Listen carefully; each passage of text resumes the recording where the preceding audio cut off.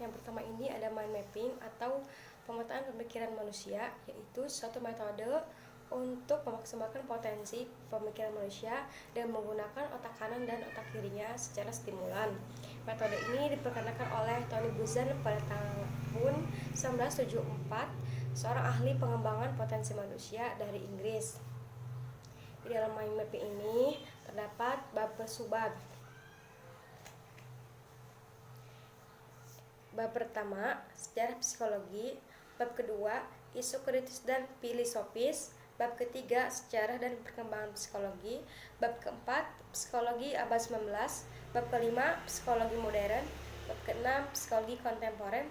Dan bab ketujuh, budaya timur dalam psikologi. Emosi merupakan reaksi penilaian negatif atau positif yang kompleks dari saraf terhadap sebuah rangsangan yang kemudian muncul dari luar dan dalam.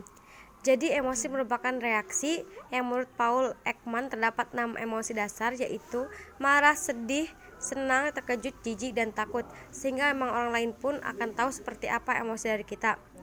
Proses emosi tidak terlepas dari kognisi dan sensasi panca indera.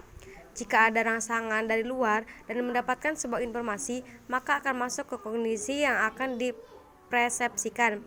Persepsi pada setiap orang akan berbeda, sehingga menimbulkan reaksi emosi yang berbeda pula. Selain itu, terdapat rangsangan dari dalam, misalnya kondisi hormon tertentu atau stimulus dari fisik. Rangsangan dari luar atau dalam kemudian masuk ke panca indera terlebih dahulu, kemudian ditafsirkan dan direspons secara fisiologis maupun motorik. Ketika Anda merasa marah, darah akan langsung mengalir ke frontal cortex dan mengurangi kemampuan berpikir secara rasional pada seseorang.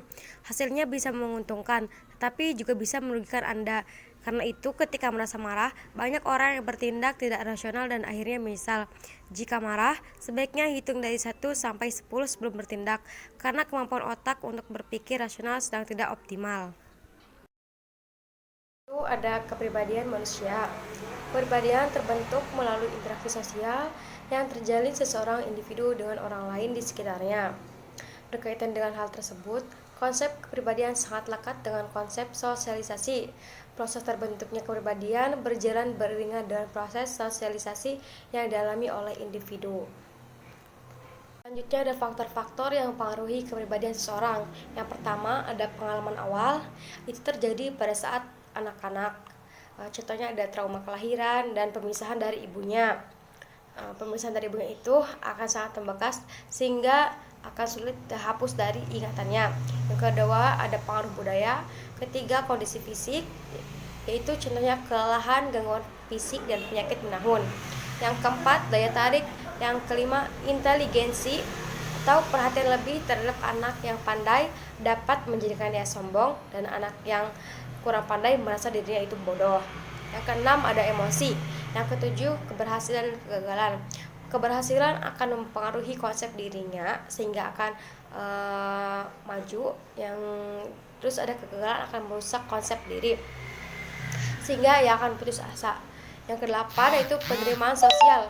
Anak yang diterima dalam konsep sosialnya dapat mengembangkan rasa percaya diri dan kepandaiannya. Sebaliknya, anak yang tidak diterima di lingkungannya akan merasa dibenci orang dan cemberut, mudah tersinggung. Yang kesembilan, pengaruh keluarga. Keluarga sangat mempengaruhi kepribadian seseorang karena waktu terbanyak adalah dengan keluarga.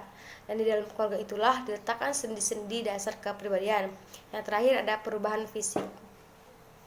Cukup sekian dari saya, kurang lebihnya mohon maaf. Wassalamualaikum warahmatullahi wabarakatuh.